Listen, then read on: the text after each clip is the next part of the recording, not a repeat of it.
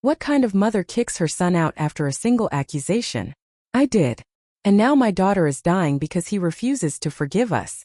I write this with shaking hands, replaying every word I screamed and every silence I kept that night. I was 38, my husband 39. Adrian was 18, Isabella only 9. The age gap was wide, but I always believed it made them closer. An older brother who protected, a little sister who adored. Until the night she said words that shattered everything. Adrian was the reserved one, always with a book, tucked away in his room, calm and obedient. He never raised his voice, never caused us trouble, never once gave me a reason to doubt him. Isabella was his opposite. Bright, bubbly, forever running around, filling the house with noise and laughter. Because I worked part-time and my husband spent long hours away, Adrian often stepped in, keeping an eye on her after school. I thought it made them closer. I thought they trusted each other. There were no warning signs. Not a single one. Until that night. We were having dinner as a family. Pasta, some wine my sister-in-law brought, the cousins running around in the living room. It was just another ordinary evening. Until Isabella said it. Plain cold without drama. As if she were just reporting what the neighbor's dog had done. Adrian touched me down there. Just like that. The room froze. My cousin stopped mid-sentence. My husband's face hardened.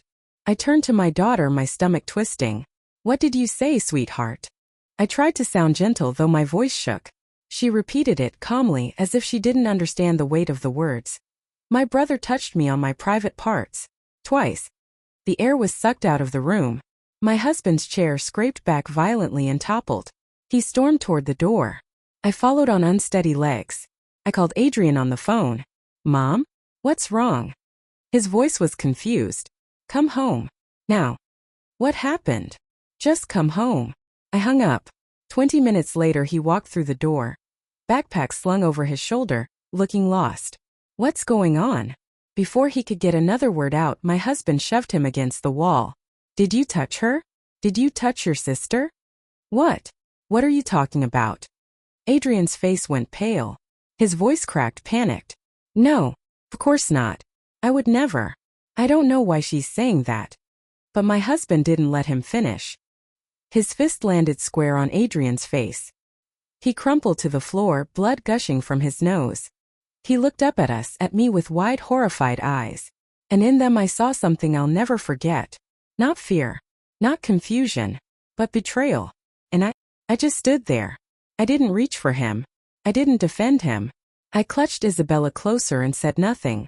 My husband dragged Adrian's things out of his room. Tossed them onto the porch. Documents, clothes, the backpack he had just brought home. He yelled, "You're dead to us. Never come back." Adrian begged. He sobbed. He swore it wasn't true. He pleaded for us to believe him. But I stayed frozen, holding my daughter, my silence screaming louder than his words. That was the night we cut him off. We changed the locks, blocked his number, stopped his college support. Adrian disappeared from our lives. For weeks we convinced ourselves it was the right choice, that we were protecting our little girl. We asked Isabella again and again if anything else had happened. She always said no, just those 2 times. We never took her to a psychologist. We thought love was enough. And for a while life seemed to settle. Isabella laughed again, slept better. I told myself the storm had passed. But the nightmares came. I saw Adrian's bloody face every time I closed my eyes, his stare silently asking me, "Why, Mom?" Because I didn't ask. Because I didn't doubt. Because I chose silence. And that was the night I destroyed him. I was folding laundry when the phone rang. Most of that call is a blur. Just fragments that still echo in my ears. Accident, head-on collision, ambulance, 1 dead, the girl in critical condition. I dropped everything and ran. My husband followed, but I don't even remember how we got to the hospital. They were rushing Isabella into the emergency room. Blood. Screams. Doctors moving in every direction. For one frozen instant, I saw her pale little face, lifeless except for the tubes, and the whole world went silent. My niece died instantly. Isabella survived, barely. The diagnosis crushed us. Massive internal bleeding, bruises everywhere, severe damage to her left kidney. Emergency surgery. Maybe even a transplant. Time was everything, the doctors said. Be ready for the worst. The ICU became my home. I refused to leave her side. I slept in a chair, staring at the machines keeping her alive. My husband turned into stone. No tears, no words, just the shell of a man sitting in silence. Then one night, Isabella opened her eyes. Her voice was fragile, barely a whisper, but she smiled at me. "Mom, do you think there's a heaven?" My throat locked. "Yes, sweetheart. Of course there is. And do you think bad people can go there too if they're sorry?" My heart stopped. "Why are you asking me that, love?" She looked away, her eyes suddenly far, far older than her 9 years. "Because I did something really bad. I lied, Mom. I lied about Adrian." The room spun. What do you mean?" "I made it up. The part about him touching me. It wasn't true. I was mad because he wouldn't let me use his tablet. I wanted to punish him. I didn't think all of that would happen. Then I got scared and didn't know how to tell the truth." Her little chest shook with sobs. Tears streamed down her face. "I killed my brother. And now I'm going to die too." I hugged her so tight I thought I could fuse her soul into mine. "Don't say that. You're not going to die. Forgive you. I'm here." But inside something split me wide open. Not only for her but for him. For Adrian. For the memory of his bloody face on the floor. For the silence that followed. That night I dragged myself home like a ghost and told my husband everything. He listened in silence, then muttered flatly, "We're not judging her. What's done is done." And walked away. His cold indifference cut deeper than his fists ever had. In the early morning hours I couldn't take the silence anymore. I searched for Adrian. His old number was dead. I combed through social media until I found a half-abandoned account, profile picture faceless, like he was erasing himself. I wrote, "Hi, it's me. Please just read this." No answer. 2 days later I tried again. This time I poured everything out. The accident, the confession, Isabella's condition. I told him I didn't expect forgiveness. I just wanted him to know she was asking for him, that she might not have much time. Hours later a reply. "You all hurt me too much. I don't know if I can forgive. But if she's as bad as you say, I'll go one last time." My hands shook as I sent him the hospital address. 3 days later I saw him. Adrian. Thinner, dark circles etched under his eyes. Shoulders heavy as if carrying the weight of every betrayal. My heart screamed to run to him, but my body stayed frozen. I watched him walk into her room. Isabella burst into tears the moment she saw him. "I'm sorry. Please, I ruined you, I ruined everything." He listened, silent. Then finally said, "I can't forgive you completely, but a part of me already has." He held her hand for a few minutes, then stood, turned and left. He didn't look at me, didn't say a word. Just stopped at the door and said, "If there's a funeral, I'll be there. But don't expect anything else." And then he was gone again. No more replies. No more words.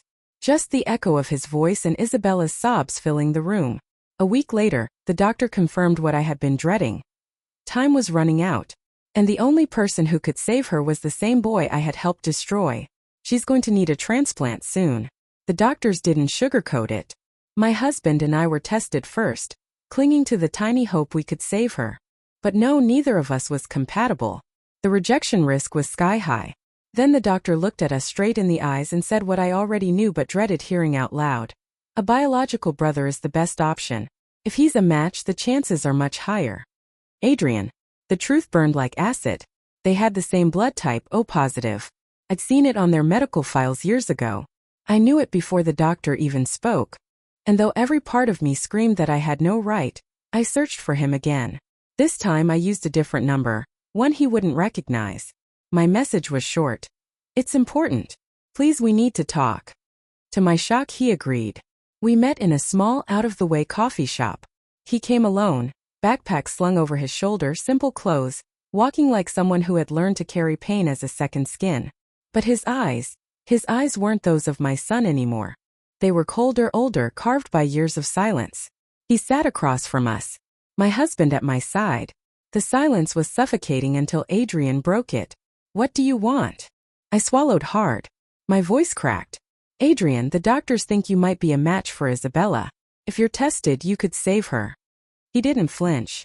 No anger. No surprise. Just exhaustion. "You're asking me to donate to my sister?" "Yes," I whispered. My husband leaned forward. "We know this doesn't erase the past, but it could be a first step. To fix things. To be a family again." Adrian looked down for a long moment. When his eyes met ours again, they were surgical cold. Becoming a family again? I nodded, fighting tears. We're not asking for forgiveness, only help. She's dying. Then he smiled, but not with joy. A sharp, bitter, tragic smile. And you think this fixes everything? My husband's jaw tightened. It's not about us. It's for her. Adrian's laugh was hollow. Her? The same one who accused me? The one who watched me sleep on the street while you all turned your backs? The one who only said sorry when she realized she might die? I reached for him, trembling. Please, Adrian. His voice cut me like glass. Do you know how many nights I thought about ending it? How many times I didn't eat for 2 days because I had nothing? 3 times I stood on a bridge ready to jump. The only reason I didn't? I told myself, if I survive this, I'll live free without owing anyone anything. He stood up. And now you ask me to cut myself in half to save you. My husband shot to his feet, fists clenched. Your sister is dying. Doesn't that mean anything to you? Adrian looked at him with something between rage and pity. You know what it means? That suddenly I matter. That now, when you need my body, I'm worth something. That now you finally want to hear me. I could barely stand. Just think about it. If not for her, then for yourself. For closure. His answer was ice. I already have closure. The night I bled on the street while you celebrated Christmas without me. And then he walked away. No shouts. No insults. Just silence. And that silence was worse than any scream. That night I couldn't sleep. My husband paced the living room like a caged animal, muttering, ungrateful. Selfish. What kind of brother does that? I didn't answer. His words faded behind the only one that mattered. She's dying. He can save her. Desperation pushed me over the edge. I did the unthinkable. I opened Facebook. I uploaded a photo of Isabella in the hospital, tubes, bruises, her fragile little face on the brink. Then I wrote a long post. I told everyone we needed a donor, that Adrian was a match, that we had apologized, that Isabella herself had begged forgiveness. And then I ended it with the sentence that condemned him. What kind of monster refuses to save his sister when he has the power to do so? First there was silence. Then an explosion. Dozens of reactions, hundreds of comments, first family, then friends, then complete strangers. Everyone had an opinion. Everyone judged. Seriously? He's letting a little girl die? It's just a kidney. You can live with one. After what she's been through, it's the least he could do. What kind of human trash refuses this? And the worst ones? Maybe he did touch her, and that's why he won't help. That cut me deeper than I expected. Because even though I knew Adrian was innocent, I had once again made him the target. I had unleashed a mob on him, all in the hope that pressure might break him into saying yes. I refreshed the post every 5 minutes, praying, panicking, waiting for some sign of Adrian. Hours passed in silence. Then, almost 4 hours later, a notification appeared. Not a message, not a comment, but a video. A nearly 5-minute video that exploded in less than an hour. Thousands of reactions. His face everywhere. Adrian sat on a park bench. Empty trees swayed in the background. His clothes simple, his hair uncombed, dark shadows under his eyes. But what froze me was his expression. Not anger, not sadness, but a kind of final clarity. My name is Adrian, he began. Many of you know me from the post my mother made today. Some of you knew me before, others only from the lies. I want to tell you something I never had the chance to say. He stopped. Breathe. His voice steady but heavy. 2 years ago my sister accused me. No proof. No witnesses. Just words. And in front of everyone my own family beat me, threw me out, erased me. I was 18. That night my world ended. His eyes glistened. I slept on the streets. I starved. I lost my scholarship. I hid in bathrooms to wash myself. I thought about ending it more times than I can count. And not one person came looking for me. Not one call. Not one chance to explain. Then he pulled out his phone and played a recording. My blood froze. It was Isabella's confession. Crying, admitting she lied, begging for his forgiveness, saying she ruined him. The sound of her voice pierced through me like glass. He looked back at the camera. I saved this not for revenge. I saved it because I knew one day, someone would try to make me the villain again. His voice broke. I don't want my sister to die. But I will not cut myself open to save the people who buried me alive. I am not their redemption. I am not a monster. I just learned to say no. And this time, I am the one breaking the silence. The video ended. I sat frozen, my phone burning in my hand. Notifications exploded. But now the hate wasn't aimed at him. It was aimed at me. What kind of mother allows this? You're the monsters. He deserves peace. You deserve guilt. Private messages poured in, venom, curses, threats. My own sister blocked me. Relatives said they wished the same fate for me. And Isabella, she saw it. I found her curled up in her hospital bed, whispering through tears. Everyone hates me, Mom. Even him. I had no words. I just held her, drowning in a storm of love and guilt. But the fire didn't stop. The video went viral. In less than 24 hours, Adrian's face and voice were on Reddit, TikTok, Twitter. Strangers debated our lives like a court case. The majority stood with him. Forgiveness doesn't mean sacrifice. A kidney doesn't pay for a ruined life. They destroyed him. They deserve it. And then came the words that cut deepest. Let her die, just like she almost killed him. I deleted the post, but it was too late. The damage was permanent. And Adrian wasn't finished. The next day he posted again. This time at a table, a piece of paper in his hand. His tone was quiet, deliberate, devastating. You ask why I can't forgive. Why I can't just donate. Let me explain without anesthesia. He raised the document, a medical record. Treated for suicidal ideation, severe depression, malnutrition. I slept under bridges. I swallowed rain instead of food. I was spat on in the street, called a monster. And I had no one to call. No one. He put the paper down. His hand shook as he lifted a photo. Him and Isabella as children, both smiling. I loved her. I made her breakfast. I walked her home. She was my sister. And when she said what she said, she didn't just destroy my life. She destroyed me. He ripped the photo in half. Silence. Then the final words like a gunshot. My kidney is not their redemption. I am not their cure. I will not donate. And I will not apologize. If you look for me at the funeral, I'll be in the back. Not to comfort, but to watch what you built and left to die. That was the last line of Adrian's video. When it ended, I ran to the bathroom and vomited. Not figuratively. I literally collapsed on the tiles, choking on bile, because I finally realized the truth I had been hiding from myself. This wasn't a tragedy of fate. This was a tragedy we created. Back in the hospital room, Isabella's swollen eyes searched mine. Does he hate me? She whispered. I had no answer. Because what Adrian felt wasn't hate, it was worse. It was absence. The doctors told us time was running out. Days left, maybe hours.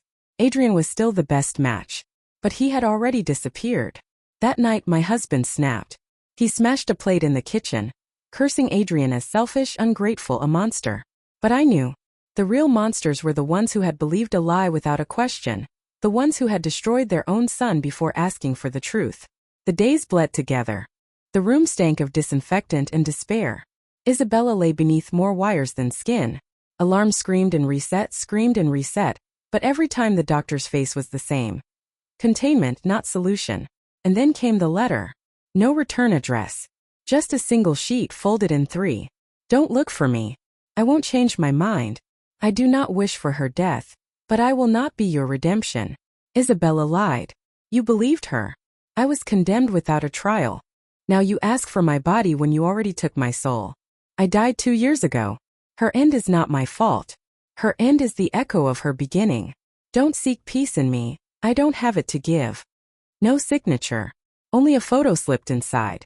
Adrian, years younger, smiling back when he still believed we were his family. A week later, the machines fell silent. No alarms. Just a flat line across the monitor. Isabella was gone. My husband collapsed onto the floor, sobbing. I didn't scream. I didn't move. I just held her body in my arms until they came to take her. And that was it. One daughter dead. One son lost. Not because of an accident. Not because of illness. But because we had chosen not to listen. The funeral was small, almost empty. Cold. Most of the family stayed away. Some out of shame, others out of disgust. No one knew what to say to us, no one dared to. And Adrian did come. He slipped in quietly, sat in the very back row. He didn't cry. He didn't look at us. He never came near the casket. At the end, he stood up, walked forward, laid a single flower down, and left without a word. Now the house is silent. My husband hasn't spoken in weeks. He spends his days staring at a muted television. I wander through empty rooms, passing her clothes folded neatly on the bed, untouched. Every so often, I stare at Isabella's last photo tubes, machines, her fragile face, and I think of Adrian, of his words, of the way we destroyed both of them. And I hear the voices of strangers, echoing louder than my own thoughts. Comment 1. You killed him first, then expected him to save you. I'd spit in your face. Comment 2. You left him without food, without home, without love. Why would he give you his body? Comment 3. This wasn't an accident. This was slow-motion murder. Adrian died the night you threw him out. Comment 4. The way you minimize. My husband hit him. Like spilled coffee. You're terrifying. Comment 5. Your daughter confessed, and you still manipulated him with her tragedy. You learned nothing. Comment 6. You made him a monster, then used him like spare parts. I hope you never know peace. Comment 7. Adrian isn't a villain. He's a hero for surviving you. Comment 8. What did you expect? A kidney and a happy family photo? This isn't a fairy tale. Comment 9. You exposed him publicly by name after already destroying him. He should have sued you. Comment 10. Isabella didn't die from lack of a kidney. She died from a lie and from you. And maybe they're right. Because now I finally understand. Death doesn't come alone. It drags guilt with it. And memory. And neither can ever be buried.